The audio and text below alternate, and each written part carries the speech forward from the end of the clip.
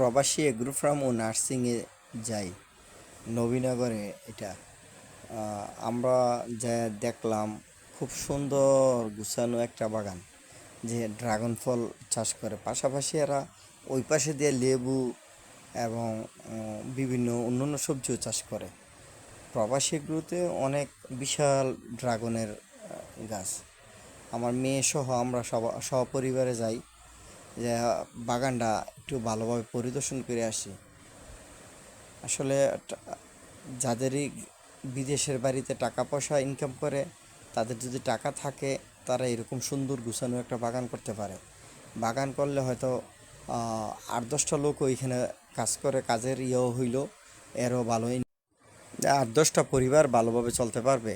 কারণ এইখানে অনেক কর্মসংস্থার ব্যাপার আছে।